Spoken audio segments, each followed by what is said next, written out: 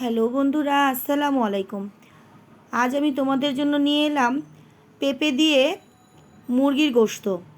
আমরা তো সবাই লাউ দিয়ে গরুর গোশত বা মুরগির গোশত খাই, কিন্তু পেঁপে দিয়ে এটা কেমন একটা লাগে না? অনেকে আবার পেঁপের তরকারি পছন্দও করো না। তো চলো, আজ আমি তোমাদেরকে মুরগি দিয়ে পেঁপে রান্না করে দেখাবো।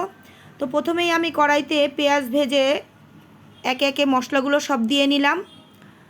এখন মশলাগুলো দিয়ে আমি ভালো করে কষিয়ে নেব। তো আমার মশলা দেওয়া হয়ে গেছে, সাথে লবণও দিয়ে দিলাম। এইবার কিন্তু লবণটা ভুলিনি।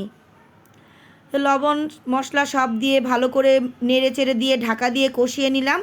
এখন মুরগির মাংসটা দিয়ে আবার কষাই নিব। তো মুরগির মাংস দিয়ে ভালো করে নাড়াচাড়া দিয়ে দিচ্ছি, ভালো করে নাড়ছি নাড়াচাড়া দিয়ে খুব সুন্দর করে কষা কষা করে নিচ্ছি। আবার ঢাকাটা দিয়ে দিলাম, আবার ঢাকা উল্টে দিয়ে দেখে নিচ্ছি আবার নিচে পুড়ে যাচ্ছে না তো, কারণ পুড়ে গেলে তরকারিটা কিন্তু একদমই স্বাদ লাগবে না। তো এখন আমি পানি অ্যাড করব এই জন্য যে যেহেতু দেশি মুরগি, এটা সিদ্ধ হতে সময় নেবে। আবার ঢাকা দিয়ে দিলাম।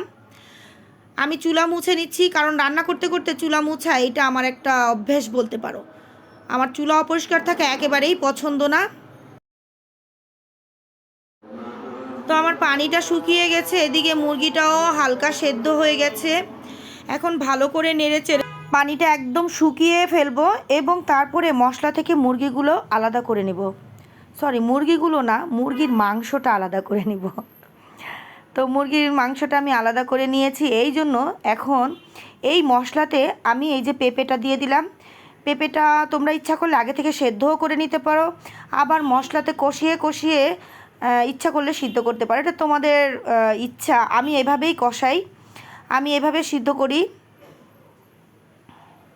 তো এখন আমার পেঁপে সেদ্ধ করার জন্য আমি ঢাকা দিয়ে দিয়েছিলাম।